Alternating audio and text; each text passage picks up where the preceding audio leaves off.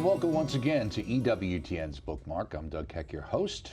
Our special guest, known to everybody, author Scott Hahn, along with Brandon McGinley, wrote the book Catholics in Exile, Biblical Wisdom for the Journey Home. Emmaus Road Publishing, available naturally through the EWTN Religious Catalog.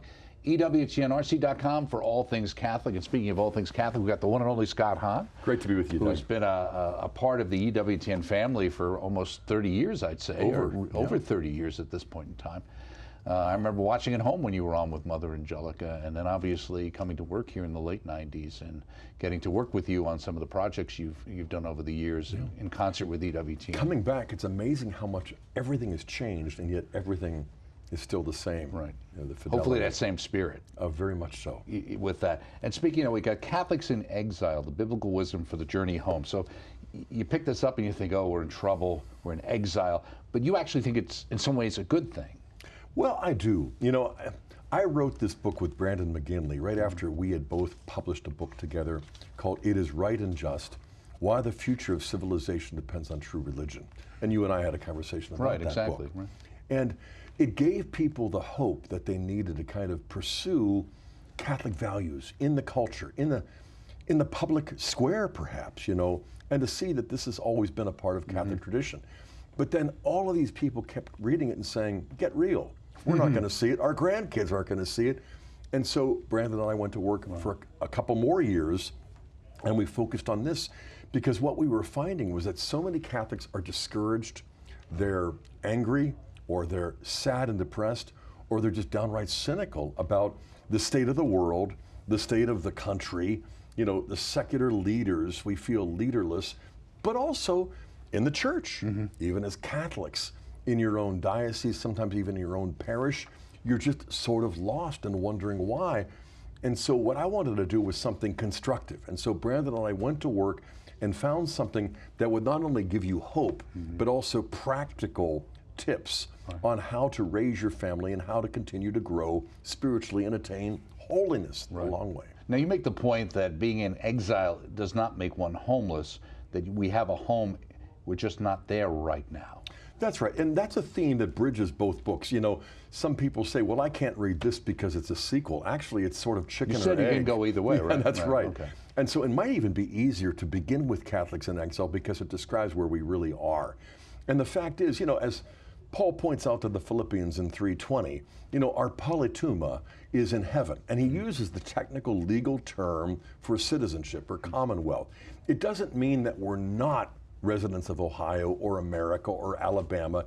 It means we have a kind of dual citizenship, but not purely equal. One is eternal, divine, and heavenly, and the other one is not only temporal and earthly, but it represents our sort of apostolic assignment. Right. Well, do you think many times the Catholic Church, the great gift is the balance?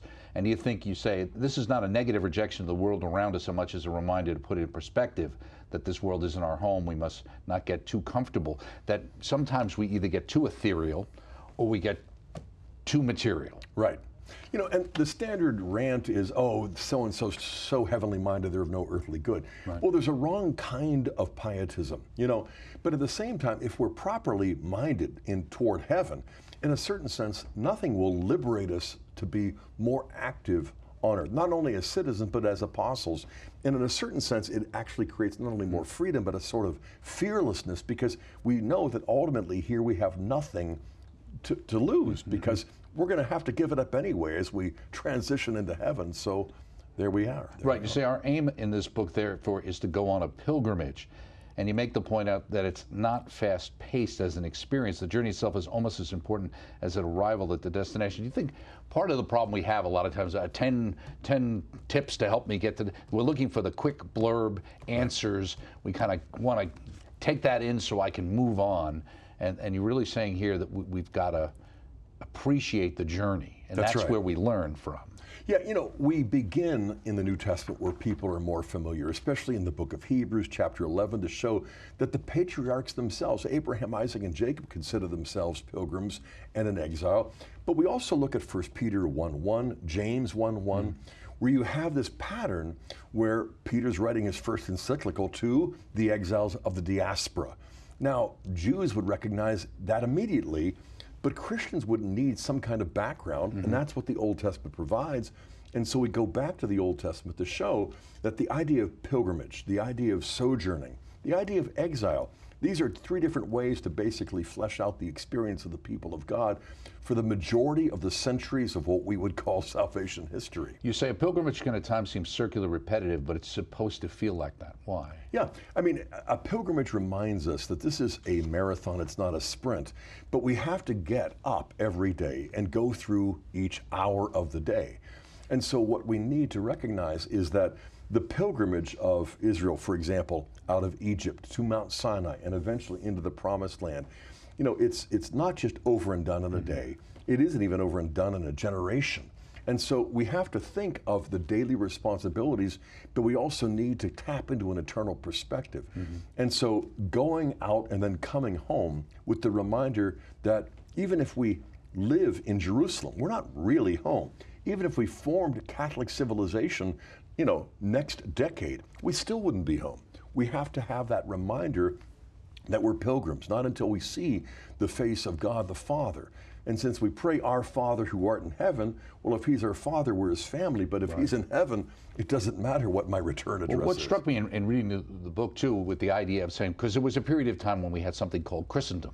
Right. But we still weren't home, were we? That's the point. Right. I mean, one of the things that we do in both books, and especially in this one, is to point out that there is nothing like religion to form civilizations. That historians will show you, even atheists, that religion has a unique capacity to form civilization, especially the Catholic faith. I mean, the civilization of love, you look at, you know, you could look at the 12th century with Innocent III, you could look at the 13th century with Aquinas and Bonaventure or anybody else. But the real point of the Catholic faith is to form saints, more than civilizations. Seek first the kingdom of heaven, and these things might be added to you in terms of the Catholic culture.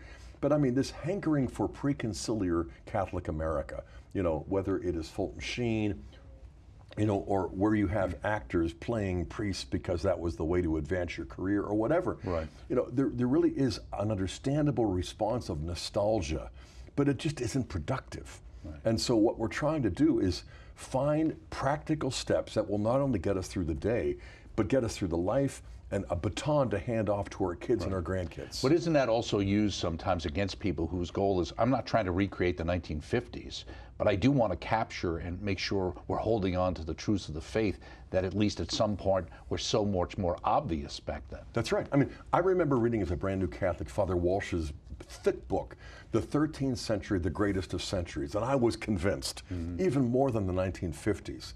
But at the same time, it isn't nostalgia, but you want to draw all of the wisdom, all of the insight, the sacred architecture, the awareness that, you know, as Catholics in America, there are, you know, know-nothings, there are anti-Catholics, and there always will be. You know, if the Catholic faith has this unique capacity, not only to form civilizations, but to form saints, then it explains why it also has this unique capacity to form opposition, adversaries. Because if it's really holiness that we're here for, dang, that's demanding, you know, that's really hard. And so when people just give up on holiness, they're going to implicate us because they're going to feel implicated by our faith. And so, you know, if you think of Tom Holland's book, Dominion, the Catholic faith raises this awareness of our own divine vocation and human dignity. On the other hand, it also generates a persecution thing that is standard down through the ages of church history. And we ought to buckle up for it because, like I said, even if we got the 13th century or went back to the 1950s, we're still in exile. We're pilgrims. We're not home yet. Well, you make the point here. Catholics in today's secular West are in a very similar position to the saints of the Old Covenant. For one, like Jerusalemites who remained in the Holy City following the Babylon captivity, we live among the ruins of a civilization based on the new covenant of Jesus Christ, in which we still believe, but which the world around us has forgotten. The bottom line is that the exile is a fundamental reality of a Christian in every age. That's right. Okay. There are two or three big ideas in this book. You know, one of them is that the Eucharistic liturgy is the engine of salvation history. It's not only what will get us home, it will make us saints. And the trajectory for this goes all the way back to my book, The Lamb's Supper. There's another thing that I want to emphasize and brand it on as well, and that is what we call the Jeremiah option. chapter 4. That's one of your chapters, right? Yeah, Right. because the idea of Jeremiah 24, when there are some left in Jerusalem, but the majority have been sent into captivity there in Babylon, the people in Jerusalem think of themselves as, favored by God. And so in chapter 24, this vision of the two baskets of figs, the good ones and the rotten figs, the rulers are actually the rotten figs, the Anawim, the poor, the oppressed, those in exile are being purified through their own sorrow and penance and poverty.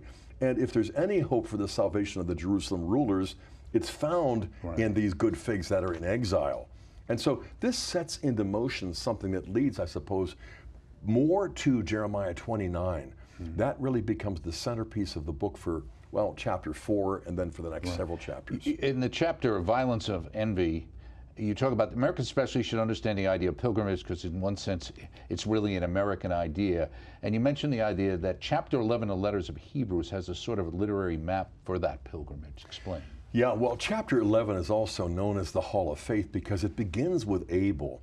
And it goes through Enoch and reaches up to Noah and Shem and Abraham, Isaac, and Jacob, and then you're off to the races all the way into the exile by the time you get to the end of the chapter. And Hebrews 12, one of my favorites, begins in the opening verses, since we're surrounded by such a great cloud of witnesses. Well, who are those? The faithful we have just chronicled. So when Jesus ascends into heaven, it isn't a solo flight. It's not simply an elevator. He's taking captivity captive. He's repopulating heaven with all of the Old Testament saints. And they're not just spectators, they're witnesses. They're interceding for us powerfully. And so what you get a sense of, going all the way back to Cain and Abel, the idea of envy is so rich, but also dangerous. Right. We confuse envy with jealousy. When, jealousy can be good, but it's usually bad. Envy is only and always one of the 7 deadly sins. Well, it's totally destructive. That's right. Jealousy wants what another has. I, the Lord your God, am a jealous God because he wants us. Well, we're his. Whereas envy, Wisdom 2:24, it was the envy of the devil that caused death to enter the world. Envy resents what another person has. He doesn't seek to acquire it. It seeks to destroy it. And once destroyed, it rejoices at the loss of the good of the neighbor. It is almost the purest expression of malice and pride. Now, in Away from Home, Chapter 3, G.K. Chesterton begins his brilliant work, Orthodoxy, with the story of the English yachtsman. I was wondering why you particularly decided to pick that out.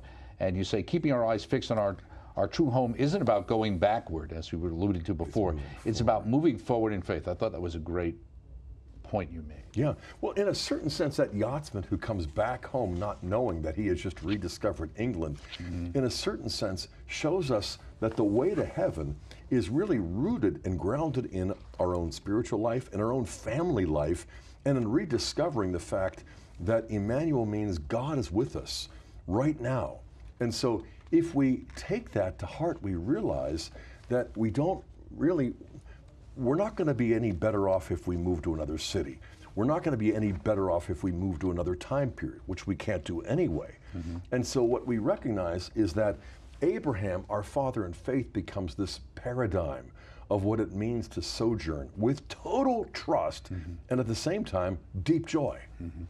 Now, you talk about in the Jeremiah option, which you were alluding to before, the idea instability and uncertainty can make the promises of God not just all that more appealing to us, but also more apparent to us as well. Recognize the fact our exile, not just from heaven, but from Christendom, gives us the opportunity to reform our lives on the basic forms which a new world can be constructed. Yeah. I mean, that would take another hour or two to fully unpack, but I think what we do, especially with the Jeremiah option, is to look at the unprecedented crisis of faith that was caused not only by the exile, but the destruction of Jerusalem. What? And the demolition, the desecration of the Jerusalem temple. I mean, the only near equivalent for us as Catholics would be if we woke up tomorrow and found out that Rome was nuked, that the Vatican was destroyed, that all of these treasures, would our faith survive? Well, I suppose it would. It might even flourish if it's rooted and grounded properly. Right. But would it go through a crisis? Like no other. Right. And it's proper, and yet at the same time, it's purifying. Chapter 5, the new reality. You talk, therefore, the mission of the church in the age is to be audacious, courageous, and undaunted. Do you think we're living up to that now? Not even close. Okay. I mean, that's why we wrote the book. That's why we emphasize the Jeremiah option, and that's why I think there's a sense in which the laity are called to respond to the graces of God's word and the sacraments, and not to point fingers, not to find blame. There's always going to be more than enough to go around. But the Jeremiah option, it becomes the bridge from chapter 4 to chapter 5. Because, okay, what does Jeremiah tell the exiles? First of all, build houses and live in them. Don't just rent apartments. Don't just, resort to tents. Build houses and live in them. Second, plant gardens and enjoy the fruit. Get your hands dirty. Hard work is the instrument of our own sanctification. Third, take wives and have sons and daughters. Be family-centered, but not just for yourself. Then give your sons and daughters to marriage, and they'll have kids too. So you're thinking not only in terms of the household and not just the individual, but an intergenerational commitment. And then finally, he says, multiply there, do not decrease. Be fruitful and multiply. Where have we heard that? Well, that was true in Israel. That was true throughout the whole earth. And so the unthinkable idea that you ought to seek the welfare of the city to which the Lord your God has driven you and pray for the shalom, the welfare of that city, it's like, say what? You got to be kidding. But that's what they did. And we read about this not only in Jeremiah, but in Daniel. The opening chapters show that Daniel and his friends are all Jews carried into Babylonian captivity. But what they do in faithfulness is to set into motion the ultimate conversion of Nebuchadnezzar, and not just once, but twice. Right. So chapter 8 it was, on the move. So I'm assuming that we're all kind of more like toads than anything else apparently in here, in the fact that we kind of put things off till tomorrow. You say, we look around at the wreckage of our culture, the institutionalization of abortion, sexual immorality, historic and ongoing structural injustice, the idolization of money, identity and power, the despair and isolation in a society that can't even be bothered to reproduce itself, and we become overwhelmed. Well, I mean, that's it. I mean, that describes my own personal struggle. We have depression in my family going back generations. We've actually had suicide, though I don't want to talk about it. But, I'm not prone to suicide or suicidal thoughts, but I can get it because when you look at the culture and the toxicity levels that are rising, it's easy to understand why it is people give up. On the other hand, why we've got to stay on the move, because there really is only one option. That is, it's going to be heaven or not. Right. Without holiness, you will not see God. So we've got to strive for holiness, for without it, you will not see God. That passage in Hebrews 12 is so critical to our own psychological welfare. Right. And finally, in the chapter The Long Game, if the view to the horizon is troubling, it is only because God has allowed it to be and because he wants us to learn something from it. It wasn't long ago that the view didn't look so harsh, when it seemed possible that our civilization could grow closer to the Lord in our time. But now that has been exposed as a mirage, and which we should consider a great blessing. Yeah, because it's reality therapy. It's a reality check. In that chapter, we look at John Paul, who's my hero and Brandon's. But the man behind him, the spiritual father figure, is Cardinal Wyszynski. Right. One of my favorite sections in the book is this Long Game chapter where we unpack how Cardinal Wyszynski is really the key to unlocking how you could produce, in the midst of the Nazis and the communists, someone like Karol Wojtyła, somebody like St. John Paul II. And Wyszynski, in some ways, is more of the heroic father figure for Polish Catholics than even John Paul the Great. Right. So that's Catholics in Exile, Biblical Wisdom for the Journey Home. Also, since you're so prolific, I wanted to mention a couple of, in our closing minutes here, another book called Breaking the Bread, a biblical devotional for Catholics. I always think, when they used to hear devotionals, I thought of devotions, but I never thought of devotionals. It always sounded kind of Protestant to me. Yeah, okay, perhaps it does. But, Ken O'Gorick and I worked on this for like 10 years. And what we've done over the years is take all of the Sunday readings to show how they're never accidental. You always have the new concealed in the old and the old revealed in the new. It doesn't require a master's degree, but just a little bit of preparation. And you can get a maximum out of the Sunday readings in preparation for the Holy Sacrifice of the Mass. Right. Some of the comments, I think, that were Ralph Martin said, good idea, integrating the Sunday readings with excerpts from the Catechism. Also, Breaking the Bread is an ideal resource for families who want to incorporate the Mass and Scriptures mindfully into the practice of liturgical living at home. Are more people trying to do that? or need to do that? Yes. Because not nearly enough. We need to build ourselves up against the culture. Right? Yeah. You know, when you asked the question, I had this conflicting thought that on the one hand, yes, more than I ever expected, but no, not nearly enough. Because, you know, Dr. John Bergsma, my dear friend, our vice president at the St. Paul Center, has a 4-volume work called Word of the Lord, which is really fodder for the priests and the deacons who are preparing the homilies to go deeper. This is more meat and potatoes, back to the basics for Joe Sixpack or any ordinary Catholic who just wants to prepare himself and his family for the Mass. And so, did not our hearts burn within us as he opened the Scriptures, but the eyes are open in the breaking of the bread. So breaking the bread is what kind of connects not just the old and the new, but the document we call sacred Scripture with the sacrament we call the Holy Eucharist. You open the introduction with what a great Rabbi Samson Raphael Hirsch said of his co-religionists, "It's true of mine. The catechism of the Jew," he said, "is the calendar." And you see the same for the Catholic Church with the calendar laid out, right? You know, Raphael Samson Hirsch was the rabbi who's identified as the founding father of modern Orthodox Judaism. How are you going to do that given the diaspora, given the exile, as it were? And he said, look, we're not going to have a catechism anytime soon. We already have the liturgical calendar. Live it. Now, we have the liturgical calendar that we don't really appreciate. We've also got a lectionary that's been out for more than 50 years that increased the number of the Old Testament readings by 400%.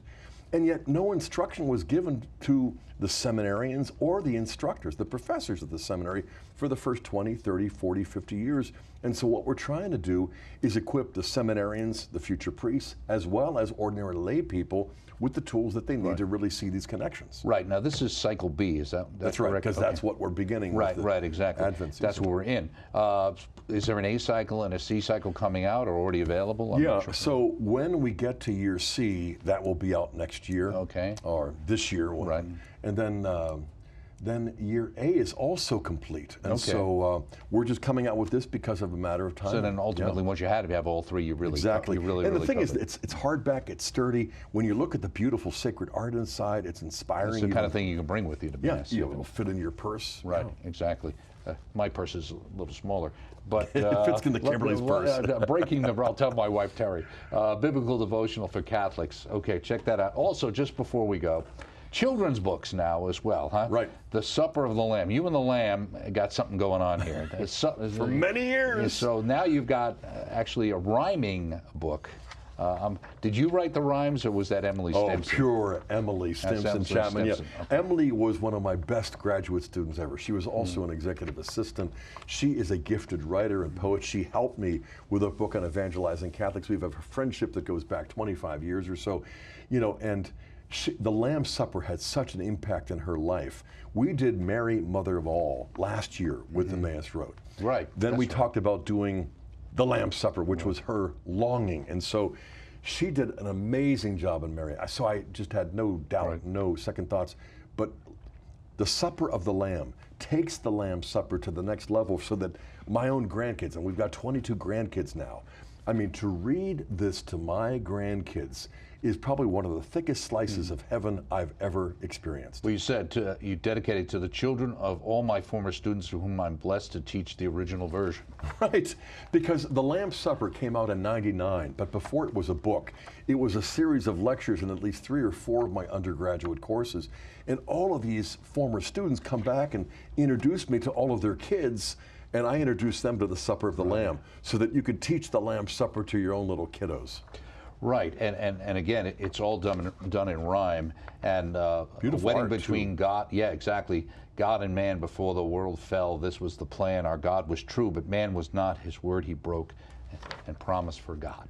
The thing I like the most about this book is how it gradually ramps up to recognize, to show kids that it's not just a supper, it's not just a meal, it really is a sacrifice. It's the holy sacrifice of the Mass, and it is the greatest sacrifice ever offered that we will celebrate until the end of time. And the idea of going outside the church and trying to understand, well, how could what you're talking about be in the church? I've never seen these things in the church. Right. There's a mystery there.